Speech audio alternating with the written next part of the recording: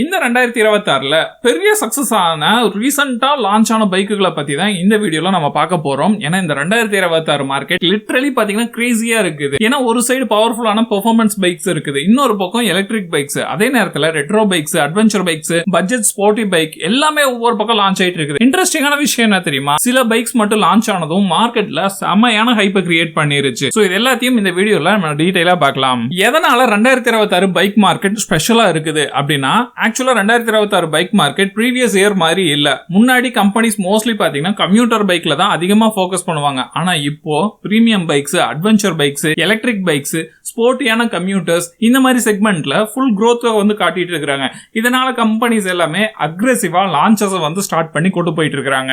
இதுல first shocking factor என்ன தெரியுமா, ஓபன் ரோர் ஈவோ அப்படிங்கிற பைக் தான். இந்த பைக் லான்ச் ஆகி கிட்டத்தட்ட 20 நாள் தான் இருக்கும், ரொம்ப அதிக நாள் எல்லாம் கிடையாது. லான்ச் ஆன 15 நாளைக்குள்ளேயே 25,000 புக்கிங்ஸ் வந்து கிராஸ் பண்ணி இருக்குது. இது உண்மையாலுமே பெரிய சர்ப்ரைஸ் தான். ரீசன் என்னன்னா, இதோட இன்ட்ரோடக்ஷன் பிரைஸ் வெறும் 1 லட்சம் ரூபாய் தான். அது மட்டும் இல்லாம இதுல முக்கியமா ஸ்போர்ட்டி டிசைன், 180 கிலோமீட்டர் வரைக்கும் ரேஞ்ச் கிளைம் பண்றாங்க, 110 கிலோமீட்டர் வரைக்கும் டாப் ஸ்பீட் ரீச் பண்ண முடியும். TFT டிஸ்பிளேவும் இந்த பைக்ல கொடுக்குறாங்க. ஃபாஸ்ட் சார்ஜிங் பாத்தீங்கன்னா 0 to 80 ரீச் பண்றதுக்கு வெறும் 90 மினிட்ஸ் மட்டும் தான் எடுத்துக்கும். இந்த மாதிரி கம்ப்ளீட்டா ஒரு ஃபுல் அட்டென்ஷன்ல ஒரு EV பைக் லான்ச் பண்ணது பெங்களூர்ல ஒரு பயங்கர சக்சஸ்ஃபுல்லா வந்து காட்டி இருக்காங்க இப்போதைக்கு புக்கிங்ஸ். சோ இது பாத்தீங்கன்னா பயங்கரமான ஒரு அட்டென்ஷனை கிரியேட் பண்ணி இருக்குது இந்த 2026ல. இத பத்தி ஒரு டீடைலான வீடியோ மார்னிங் போட்டுருக்கேன், செக் பண்ணி பாத்துக்கங்க. லிங்க் வந்து நான் கொடுக்குறேன் கார்டுல. ரெண்டாவது டிவிஎஸ் கம்பெனி பண்ண சம்பவம் தான். டிவிஎஸ் கம்பெனி 2020லே நார்டன் அப்படிங்கிற கம்பெனியை வாங்கிட்டாங்க. ஆனா 2026ல தான் ஒரு பெரிய லான்ச் வந்து இந்தியாவுக்கு கொண்டு வராங்க. அதுதான் நார்டனோட அட்லஸ் அப்படிங்கிற பைக். இந்தியாவுல இதோட லான்ச் ரெடி ஆகிட்டு இருக்குது. மோஸ்ட் இம்பார்ட்டன்டான விஷயம் என்னன்னா, இது ஒரு பிரிட்டிஷ் பைக், இந்தியாவுல தான் மேனுஃபேக்சர் ஆக போகுது. 2020லே கம்பெனி வாங்கிட்டாங்கன்னு சொல்லியிருந்தேன்ல, பட் இப்பதான் அதுக்கான டெவலப்மெண்ட்ஸ் எல்லாத்தையும் மார்க்கெட்ல பண்ணி அடுத்த லெவலுக்கு வந்து புஷ் பண்ணிட்டு இருக்காங்க டிவிஎஸ் கம்பெனி. இந்த பைக் பாத்தீங்கன்னா 547 சிசி நினைக்கிறேன் எக்ஸாக்ட்டா, ட்வின் சிலிண்டரோட மார்க்கெட்டுக்கு வரப்போகுது.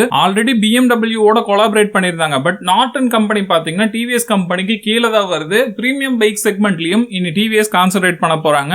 இதுக்கான ஹைப்பும் மார்க்கெட்ல பயங்கரமா இருக்குது அப்படிங்கிறது குறிப்பிடத்தக்க விஷயம். 2026ல மிஸ் பண்ண இன்னொரு விஷயம் என்ன அப்படின்னு கேட்டீங்கன்னா, ராயல் என்ஃபீல்டு கம்பெனியோட டாமினேஷன் தான். 2026ல நிறைய கம்பெனிஸ் பாத்தீங்கன்னா சூப்பரா சேல்ஸ் பண்ணிட்டு இருக்காங்க. ஆனா பிக்கஸ்ட் கிரௌட புல் பண்ணது எந்த பிராண்ட்னு கேட்டீங்கன்னா எஸ்பெஷலி ராயல் என்ஃபீல்டு தான். அதுவும் முக்கியமா ராயல் என்ஃபீல்டோட புல்லட் 650 தான். இந்த பைக் மேல ஒரு செம ஹைப் இருக்குது. ஏன்னா கிளாசிக் புல்லட்டோட லுக், அதோட சேர்த்து 650 சிசி இன்ஜின், இது பீப்புளுக்கு கூஸ் பம்ப்ஸான ஒரு மூவ்மெண்ட்டை கொடுக்குது அப்படிங்கிறது முக்கியமான விஷயம். ஏன்னா பீப்புளுக்கு பாத்தீங்கன்னா ரெட்ரோ லுக் ஆனா பவர்ஃபுல் இன்ஜின்ஸும் வேணும் அப்படின்னு சொல்லி எதிர்பார்க்கறவங்களுக்கு இது ஒரு பெர்ஃபெக்ட் சாய்ஸா இருக்குது அப்படிங்கிறது முக்கியமான விஷயம். இந்த ஒரு அட்டம்ப்டும் ராயல் என்ஃபீல்டுக்கு இந்தியாவை தவிர்த்து ஆஸ்திரேலியா, யூரோப், அதுக்கப்புறம் அமெரிக்கன் மார்க்கெட்லயும் இந்த பைக்குக்கான டிமாண்ட் அதிகமா இருக்குது. ஏன்னா அந்த மாதிரி நாடுகள்ல பாத்தீங்கன்னா இங்க சேல் ஆகிற பைக்கோட விலை பாத்தீங்கன்னா கம்மியா இருக்குது. இந்தியன் பிராண்டோட பைக்குகள் கம்மியா இருக்குது. ஆனா அங்க சேல் ஆகிற மத்த பிராண்டுகளோட பைக்குகளோட காஸ்ட் பாத்தீங்கன்னா டபுள் த டைம்ஸா இருக்குது. அதனால இந்தியன் பிராண்டான ராயல் என்ஃபீல்டுக்கு வேர்ல்டு வைடாவே ஒரு நல்ல ஹோப் இருக்குது. அதுவும் குறிப்பா இந்த 650 சிசி செக்மெண்ட் உண்மையாலுமே அட்டகாசமா கொண்டு போயிட்டு இருக்காங்க ராயல் என்ஃபீல்டு. அடுத்தது KTM பிளஸ் பஜாஜோட ட்ரெண்ட் சேஞ்ச் தான். இதுல ட்ரையம் கம்பெனியும் சேர்ந்திருக்கு அப்படிங்கிறது கூடுதல் தகவல்.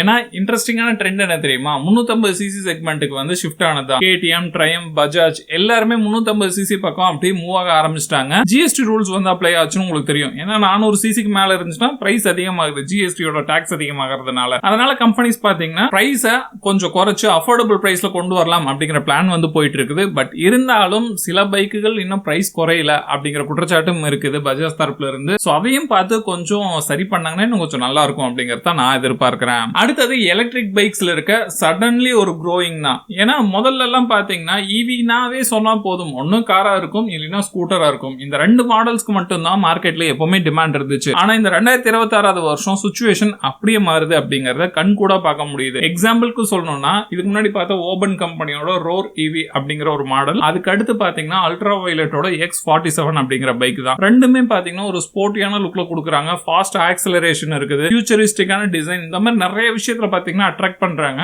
முக்கியமா அல்ட்ரா வயலட்டோட பைக் பாத்தீங்கன்னா சார்ஜ் பண்றதுல நிறைய விதமான விஷயங்களை வந்து யூஸ் பண்றாங்க. பேட்டரிஸை நீங்க ஸ்வாப் பண்ணிக்கலாம் ஈஸியா. இந்த மாதிரி நிறைய விஷயங்கள் இருக்கிறதால பைக் மேல பசங்களுக்கு கொஞ்சம் கான்சன்ட்ரேஷன் அதிகமாகுது அப்படிங்கிற மாதிரி ஒரு தகவலும் இருக்கு. சோ எலக்ட்ரிக் ஸ்கூட்டர்ஸ் மட்டும் சேல் ஆயிட்டு இருந்த இடத்துல அடுத்து எலக்ட்ரிக் பைக்குகளுக்கான அட்டென்ஷனும் இங்க மார்க்கெட்ல கொஞ்சம் கொஞ்சமா பில்ட் ஆயிட்டு இருக்குது. அதுவும் இந்த 2026 வருஷம் உண்மையாலுமே இந்த 6 மாசத்துக்குள்ளே பாத்தீங்கன்னா பயங்கரமான சுவிட்ச் ஓவரா இருக்கு அப்படிங்கிறது முக்கியமான விஷயம். அடுத்த விஷயம் அட்வென்ச்சர் பைக்குக்கான கிரேஸ் தான். 2026ல பிக்கஸ்ட் கிரேஸ்ல ஒண்ணு என்ன அப்படின்னு அப்படின்னு கேட்டீங்கன்னா அட்வென்ச்சர் பைக் தான். பீப்புளுக்கு இப்ப அதிகமா பாத்தீங்கன்னா ஸ்போர்ட்ஸ் பைக்கை விட கொஞ்சம் டூரிங்காகவும் லாங் டிரைவுக்கும் ஆஃப் ரோட் ஸ்டைலையும் பிக் பைக்குக்கான ஒரு ரோட் பிரசன்ஸும் நிறைய பேர் எதிர்பார்க்கிறாங்க. ஏன்னா நிறைய இடத்துல பாக்குறப்ப பல பேர் பாத்தீங்கன்னா கொஞ்சம் கம்யூட்டர் பைக்கை தாண்டி ஒரு ஸ்போர்ட்ஸ் பைக்கையும் தாண்டி அட்வென்ச்சர் பைக்கு வந்து இம்பார்ட்டன்ட் கொடுக்கறதுக்கான முக்கியமான ரீசன் லாங் ரைட்ஸ் தான். நம்ம நிறைய ரீல்ஸ்ல பார்த்திருப்போம், நிறைய இதுல பார்த்திருப்போம். லாங் டிரைவ் போவாங்க, லே லடாக் வரைக்குமே போயிட்டு வர மாதிரியான கிளிப்ஸ் பாத்தீங்கன்னா அதிகமா இருக்கும். இப்போ ஒவ்வொரு ரைடருக்கும் பாத்தீங்கன்னா அது ஒரு அச்சீவபிள் ட்ரீமா வந்து நிறைய பேருக்கு வந்துருச்சு. ஒரு 30,000 இல்ல 50,000 வரைக்கும் ஸ்பெண்ட் பண்ணணும் பைக்குக்கு, அதுக்கப்புறம் நாம போயிட்டு வர செலவு அப்படிங்கிற மாதிரி நிறைய விஷயங்கள் இருக்குது. இது எல்லாத்தையும் ரெடி பண்ணோம்னா நம்ம லடாக் போயிட்டு வரலாம் அப்படிங்கிற மைண்ட் செட்ல இருக்க நிறைய பேருக்கு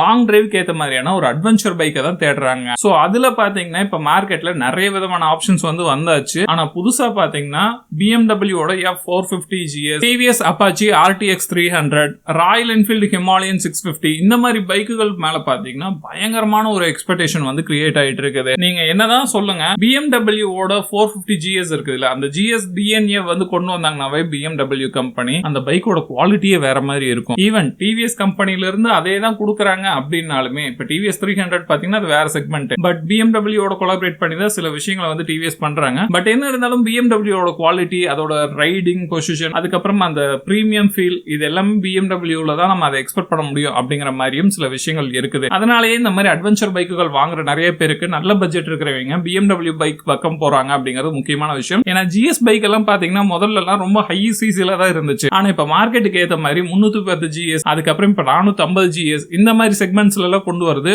மார்க்கெட்ல பயங்கரமான ஒரு இம்பாக்ட வந்து கிரியேட் பண்ணுது அப்படிங்கிறது முக்கியமான விஷயம். லிஸ்ட்ல கடைசியா பார்க்க போறது என்னன்னா, இப்ப இருக்கிற நிறைய பேர் பிரீமியம் பைக் மேலதான் இன்ட்ரெஸ்ட் வந்து அதிகமா காட்டுறாங்க.